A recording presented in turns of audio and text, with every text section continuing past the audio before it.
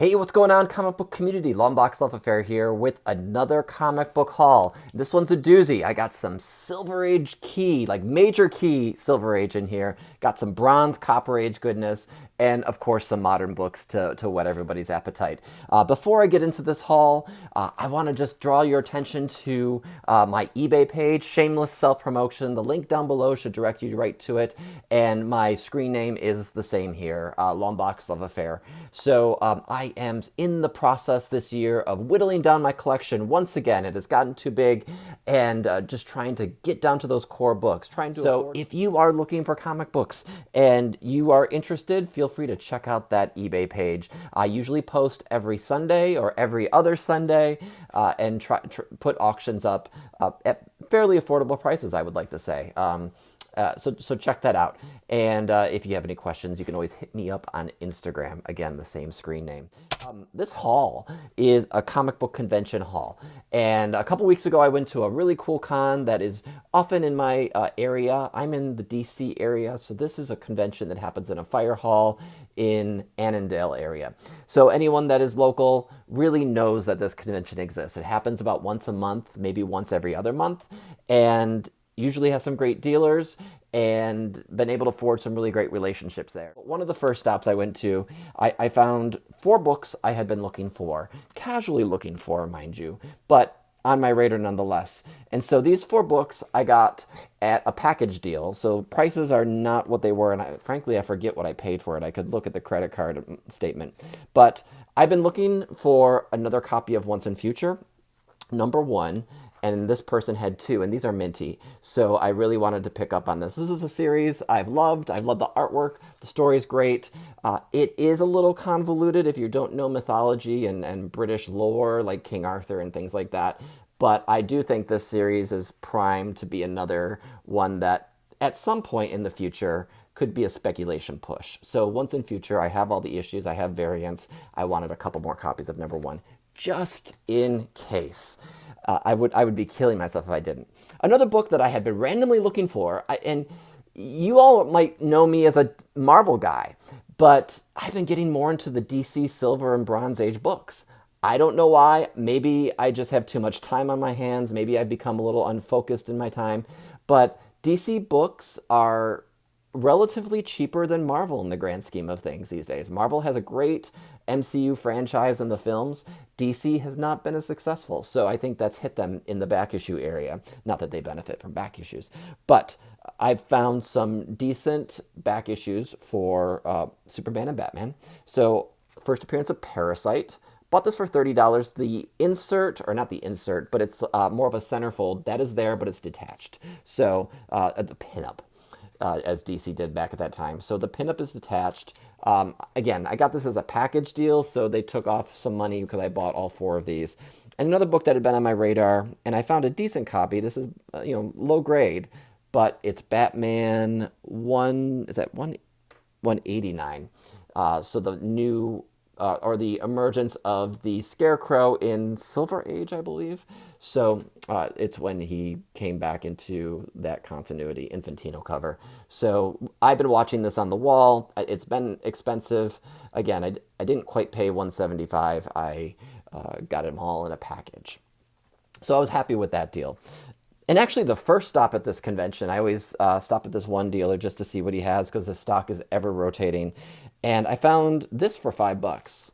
Masters of Kung Fu 29, the first Razor Fist, this version of Razor Fist, actually. So for $5, I was like, okay, I'll pick this up. I had just watched Shang-Chi. I had COVID over the holidays, and I binged on a bunch of Marvel movies that I had procrastinated on, so I did a second watching of Shang-Chi, and I was like, that'd be fun to have. I mean, he's still a character that's alive in the comic books. Death Dealer fizzled in the movie, and that was the hot book to have, but Razor Fist, I think, is a good one to have. I mean, I don't know. It's not a major character by any means, but for $5, I couldn't leave that behind. And then The Clandestine for $1. One of classic 90s foil. It does have a crease in there, but for $1, I got #1. and number 2. They had a little bit of a run there, but I just picked up those issues. At another dealer, Carl, who always has some great stock, some choice issues, I picked up 2 books. So one is just one of the fillers that I needed for the God of Thunder series. This is number 12.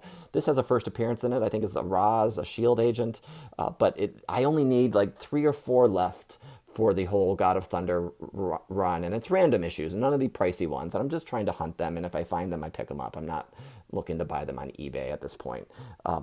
Once I get them all, I'm going to reread the series. I only read the first 2 story arcs years ago, and I never read the rest, but I'm fascinated by it. So I would like to read it all at the same time.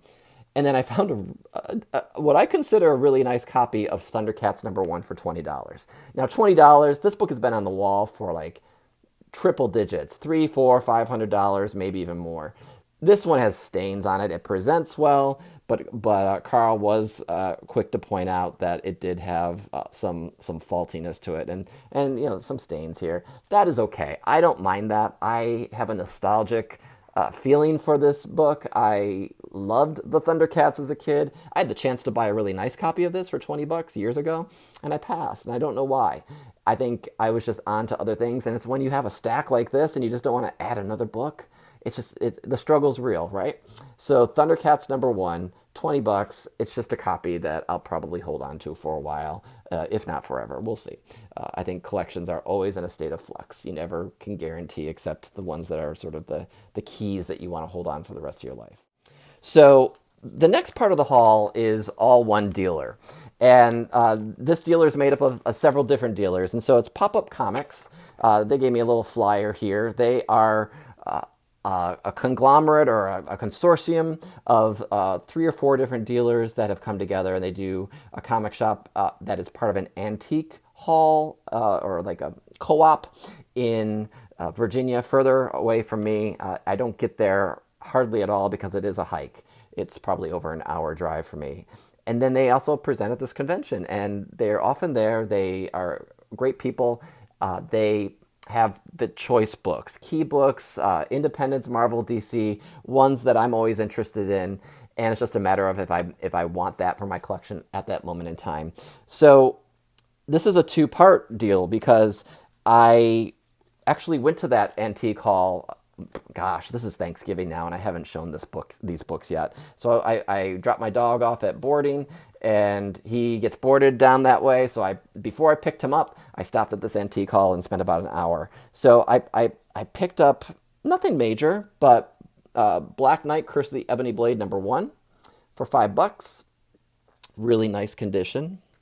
And the Ron Lim variant of that issue, also really excellent condition. These are all bagged, boarded, amazing. They have a great big selection. I'd never seen this book before, but it's the Avengers. I'm not sure what issue it is, but is the Russell Dauterman She-Hulk variant with the border. I think this was Marvel's 70th anniversary that they did this border, which is an homage to the earlier borders that they did back in the day in the 80s, I think. But I'm a big Russell Dauterman fan. I pick up almost every variant cover he does. So I naturally needed to pick this one up because I hadn't heard about this. And I also just, again, nostalgia kills me every time. Picked up Wizard 10. Rob Liefeld. We got Youngblood and Cable on there. I was like, I had this issue. I bought this. I remember buying this, and years ago I got rid of my Wizards because they were taking up so much space. And for you young folks out there who have never heard of Wizard, this is a comic book magazine that came out before internet existed. Top 10 lists, articles. It told you what was coming out that month. It was amazing. But on an allowance, it was hard because this was actually $3 back in 1992. This elevated to maybe $5 or $6. I ended up getting a subscription back in the 2000s. So yeah, it is a great magazine that unfortunately stopped publishing. And I also picked up #9. Now this is a Bart Sears cover. He did the cover under a different name. I think it's Whitman. Yeah, Whitman, 1991. This is issue #9, 1992 issue, May 1992. This is the first issue of Wizard I ever got. And my parents bought it for me before we went on a road trip, a 2-day road trip to Myrtle Beach from where I lived in Western New York. And this nostalgic. I feel for this issue. I looked through it over the holidays. I'm going to continue to flip through it. So I bought these two. They had other ones, but I bought these two because they meant something to me, and I remember fondly these issues. And I'll probably try to pick up random ones here or there. I have a couple other earlier ones in the collection, and so that was months ago that I bought those. And then from the same dealer that sets up at this convention, this Pop-Up Comics. So dealing with Joe and his colleagues there, I made a deal on 3 books that I was not expecting to buy. I went in looking for one, and I went in looking for this book, Daredevil 131. First appearance of Bullseye, and the price tag's over his head. Joe gave me a really good deal on all 3 of these books, and I couldn't pass it up. And this was not the cheapest. So I was looking for the first appearance of Bullseye, and I hadn't been able to find any cheap raw copies. He had a graded one on the wall that I hedged on. I was like, I don't necessarily need a graded one. And when I saw this, I was like, okay, done. I'll pick this one up. This is a character to watch, especially with Daredevil now on the MCU screen. So watch out for that. I also picked up the Hood number 1, a villain that people are talking about now, but I picked this up several weeks ago. They'd been talking about it for a while, but this is his first appearance. He was sort of the villain in New Avengers when New Avengers came about in the early 2000s, but hasn't been around too much. Has this mystical cloak, I think. So we'll see if anything comes of it. It's got Kyle Holt's cover. I've never read it, this series. I have 1 and 2. So let's see. Maybe I'll find a chance to sit down and read this and check it out. So pick this up, list price for $40, and got it a little cheaper. So the big boy book that I did not expect to buy that day from them, Avengers 4. I got a great deal with all 3 of these together. And this is CGC verified, beautiful white cover. What's the grade, you ask? 3.5. So I figured this is a respectable comic. It has been on my list, but not at the top of my list. Some would say this is hot at the pinnacle right now. Others would say people aren't talking about Cap. People are talking about these other books. They're talking about Doctor Strange. They're talking about so on and so on. And the deal that Joe gave me was fair. And I think we both appreciated the grade and the purchase. So this might have been in his personal collection. I can't remember. So I picked this one up. I'm super psyched to get this. Super, super psyched. I usually don't buy slabbed books at a convention. I usually don't buy a whole lot of wall books. I look at the wall, and sometimes I'm able to pick and choose. But this was the exception to the rule, not that there's a rule. So that was Pop-Up Comics.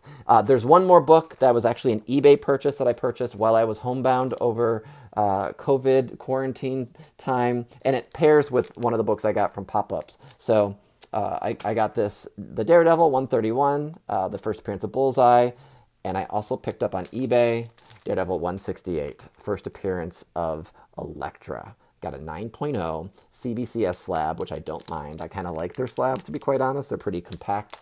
It does have a check mark next to the grade, which apparently, if I did my research correctly, says that the book presents better than a 9. So I don't know if it means that I could get it pressed and get it a higher grade. Maybe. But I don't have aspirations of doing that. It does look so much better than a 9, to be quite honest. So maybe they were harsh. Who knows? I don't see any spine ticks on this. It is one that I could potentially upgrade and press it and crack it and press it and see what happens. So I think that pairs nicely with this book. And one of the reasons I was looking for the first Bullseye is because I already had the first Elektra, and I think they're sort of together. They're books to go together. I used to own the first Elektra. I don't think I ever owned the Bullseye. I might have, but I think it might have been a beater copy. So thanks, Joe. Thanks, Pop-Up Comics. So if you are in the area in Virginia, check them out. That's what I got. Thanks for watching. Make sure you subscribe. Make sure you comment down below. Love to hear what you have to say about this. Hope you're all staying warm. We're bracing for a snowstorm today. So check out my eBay page if you're so inclined. If not, that's okay too. And I will see you next time. Thanks, everybody. Bye. Bye-bye.